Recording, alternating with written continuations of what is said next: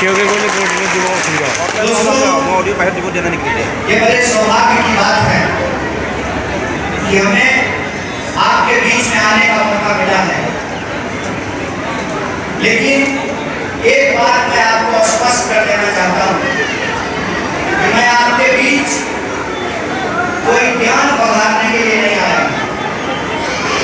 मैं आपके बीच में आपको ये बताने के लिए नहीं आया हूँ कि आपको क्या करना चाहिए, आपको क्या नहीं करना चाहिए, क्योंकि हमारा ये मानना है कि हम कहीं और से आकर के यहाँ रह रहे लोगों को यह नहीं समझा सकते हैं कि उनके लिए अच्छा क्या है और बुरा क्या है।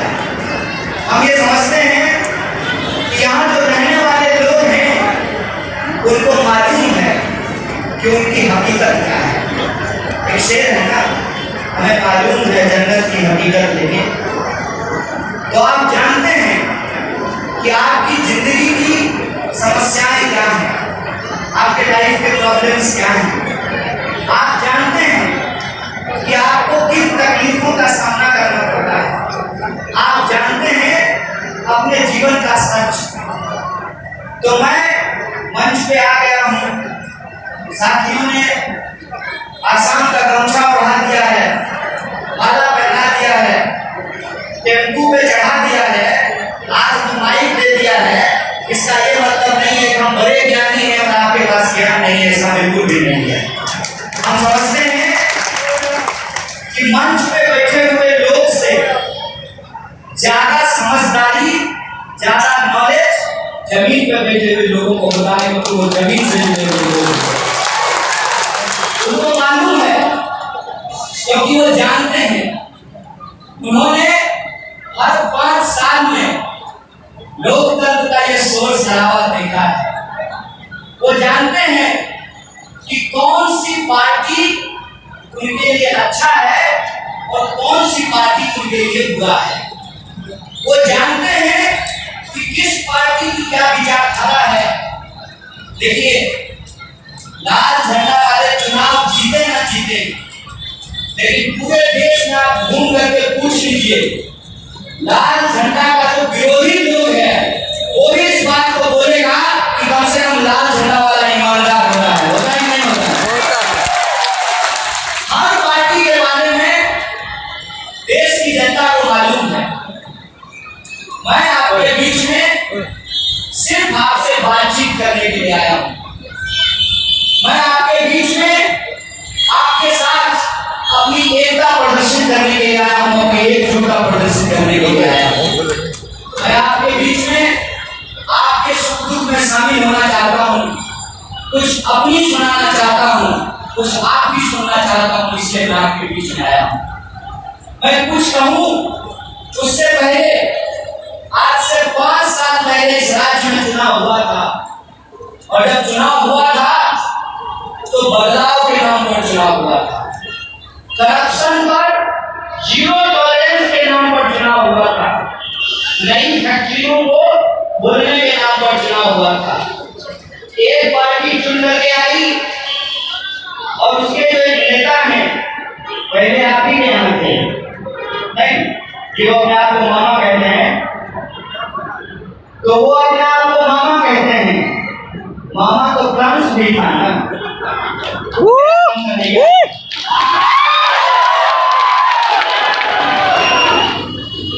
आपने देखा है इस राजनीति की सच्चाई क्या है। मैं सिर्फ आपसे ये जानना चाहता हूं कि 5 साल पहले जो वादा किया गया था उसमें से कितने वादे पूरे हुए हैं। पेपर मिल चालू हुआ क्या? पेपर मिल चालू हो गया? जवाब दीजिए, घबराने की बात नहीं है। हम प्रधानमंत्री नहीं है कि आप सच बोलेंगे तो आपको जेल में डलवा देंगे।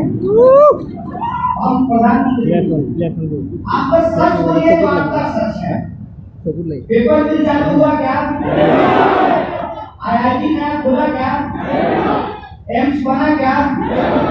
आपके खाते में 15 लाख तो आ गया होगा, नहीं है? दोस्तों, नौजवानों, 2 करोड़ नौकरी मिली क्या? काला धन वापस आया क्या? तो 5 साल में हुआ क्या? और 5 साल के बाद वही लोग फिर से किस मुंह से वोट मांग रहे हैं? जब मैं यहाँ आया तो मुझे एक दोस्त ने कहा कि आप मोदी जी को टक्कर दे सकते हैं। हम बोले हमको श्राप मत दीजिए भाई साहब। मोदी जी को टक्कर देने के लिए दुनिया का सबसे बड़ा झूठा आदमी बनना पड़ेगा। सुने अभी वो बांग्लादेश में जाकर के क्या बोल रहे हैं? आए थे तो आसाम में ये बोल करके कि सब बांग्लादेशी को हम बांग्लादेश पहुंचा देंगे, और खुद ही बांग्लादेश पहुंच गए। और वहां जाकर के उन्होंने कहा कि बांग्लादेश की आजादी में उनका भी योगदान है। कैसे? तो वो सत्याग्रह कर रहे थे और जेल गए थे। आप हमको बताइए, बांग्लादेश की आजादी में भारत सरकार साथ दे रही थी और पाकिस्तान की सरकार विरोध कर रही थी। तो हमारे मन में ये सवाल आया कि जेल में मोदी जी को कौन डाला? भारत की सरकार डाल दिया था कि पाकिस्तान की सरकार डाल दिया था? झूठ की भी कोई सीमा होती है। कल को तो प्रधानमंत्री अभी बोल सकते हैं कि मैं दांडी यात्रा में शामिल होने के लिए जा रहा था और नेहरू जी ने हमको शौचालय में बंद कर दिया। इस लेवल का झूठ भाजपा के नेता बोलते हैं और यहां आकर के नाटक करते हैं कि उनको आसाम की बड़ी फिक्र है। वो कहते हैं कि अगर महाजोट जीत करके आ जाएगा तो आसाम की सामाजिक बनावट बदल जाएगी। आसाम की सामाजिक बनावट बदल जाएगी। उनको शायद आसाम का इतिहास नहीं मालूम है। आपको एक बात जानते हैं, मोदी जी इतिहास में फेल कर गए थे और उनके पास, ये हमें कागज की बात बता रहा हूं, जो डिग्री वो दिखाए हैं मैं उस डिग्री के आधार में आपको कह रहा हूं।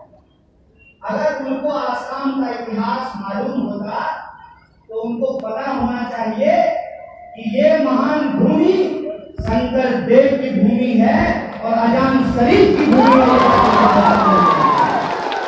उनको पता होना चाहिए कि ये वो इलाका है जो अपनी पहचान के लिए अगर किसी को स्वागत करके अपने आतिथ्य से उसको अपने घर में जगह दे सकता है, अगर उसके पहचान पे हमला होगा तो डंडा उठा करके, बंदूक उठा करके उसको अपनी जगह से खदेड़ भी सकता है। उनको इस बात का इतिहास नहीं मालूम है कि गुजरात से आकर के वो आसाम के लोगों का भला नहीं कर सकते। एक गुजराती गांधी जी थे जो देश को बचा रहे थे अंग्रेजों से। एक गुजराती मोदी जी हैं जो देश को बेच रहे हैं अपने दोस्तों के हाथ में। आपको ये समझना पड़ेगा कि इन लोगों की साजिश क्या है, इनका असल उद्देश्य क्या है। साजिश ये है कि ये आसाम में रहने वाले जो लोग हैं उनको आपस में लड़ा करके अपना सिंडिकेट चलाना चाहते हैं। मैं बराक वैली में था कल और आज ब्रह्मपुत्रा वैली आया हूँ। बराक वैली में हमने लोगों से पूछा कि नेताजी लोग यहाँ पैसा कैसे कमाते हैं, तो जनता ने कहा सिंडिकेट से। हमने कहा सिंडिकेट क्या होता है? पूरा कोयला का सिंडिकेट होता है, पुष्पों का सिंडिकेट होता है, इधर का माल उधर, उधर का माल इधर जाता है। हम बोले माल उधर का इधर होता है तो देश की जनता, आसाम की जनता को क्या मिलता है? वादे वो भी झूठे। हर चुनाव में जनता को नेता के द्वारा वादा मिलता है, वो भी झूठा। इसीलिए मैंने आपको कहा कि मैं आपको ज्ञान देने के लिए नहीं आया हूं, मैं बस आपसे पूछने के लिए आया हूं कि 5 साल पहले जो सरकार बदली थी उस सरकार के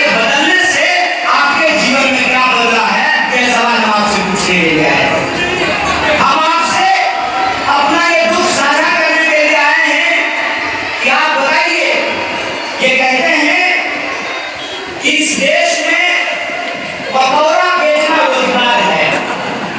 अगर पकौड़ा बेचना रोजगार है तो अमित शाह अपने बेटा को पकौड़ा का दुकान खोल करके क्यों नहीं दिखा दिया? अमित शाह अपने बेटा को पकौड़ा का दुकान खोल देता, उसको तो बीसीसीआई का सेक्रेटरी बना दिया है। और हमारा भाई, आपका बच्चा, आपके परिवार के नौजवान ITI किए हैं, पॉलिटेक्निक किए हैं, इंजीनियरिंग किए हैं, MBA किए हैं, मैनेजमेंट किए हैं, उनको कह रहा है पकौड़ा का दुकान खोल लीजिए। अरे साहब, हम मेहनतकश लोग हैं, खून पसीने से अपना पेट पालना जानते हैं। हमारे यहाँ एक कहावत कही जाती है कि कुदरत ने 2 हाथ दिया है और 1 पेट दिया है, 2 हाथ की मेहनत की कमाई से 1 पेट को भर लेंगे, हमारी यह बात कही जाती है।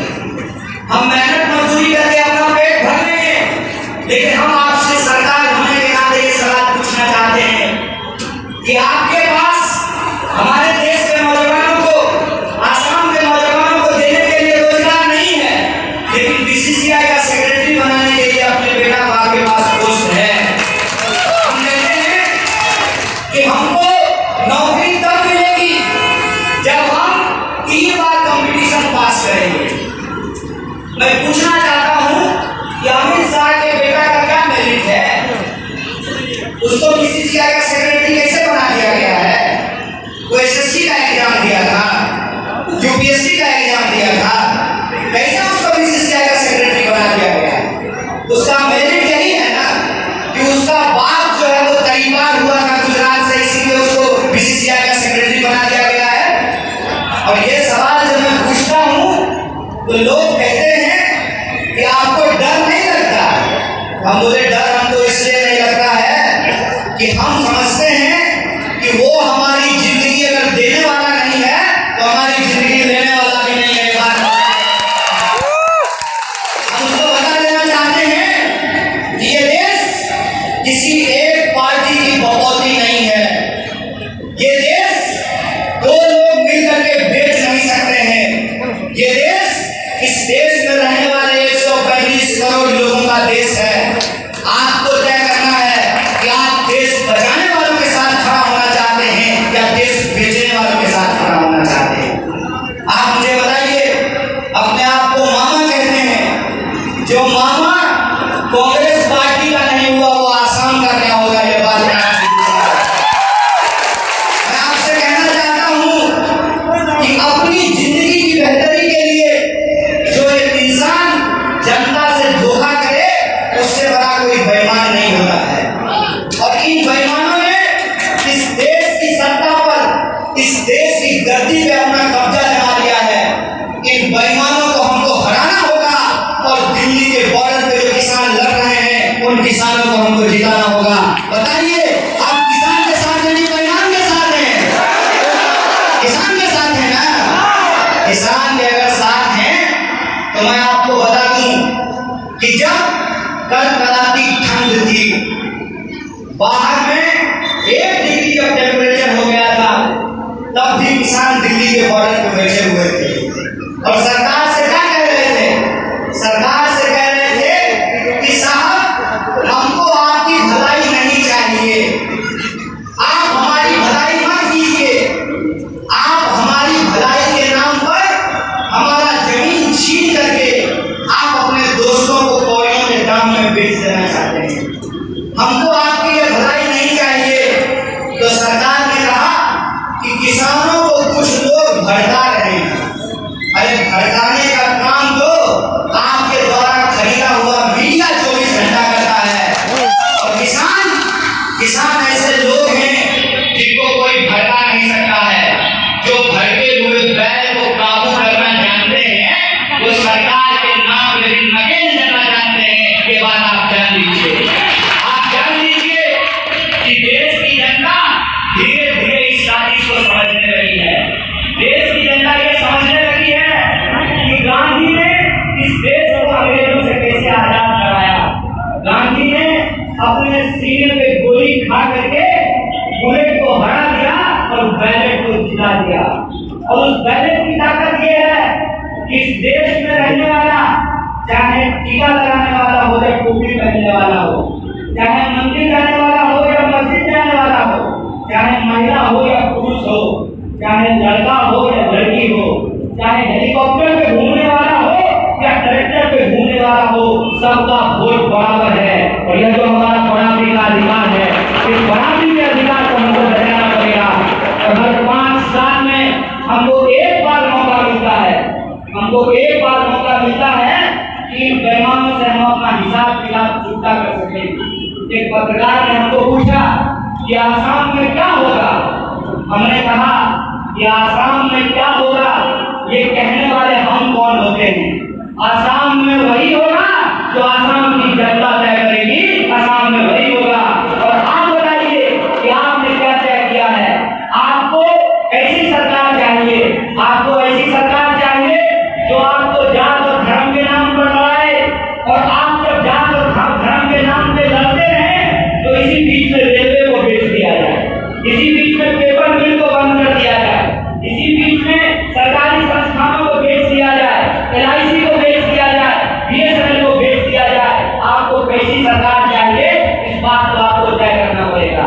आपको तय करना पड़ेगा कि राष्ट्रवाद के नाम पे जो लोग राष्ट्रीय संपत्तियों को बेच रहे हैं, तो राष्ट्रीय संपत्तियों को बचाने के लिए, अपने बच्चों की नौकरी के लिए और अपने आने वाली पीढ़ियों के लिए आपको नफरत को हराना पड़ेगा।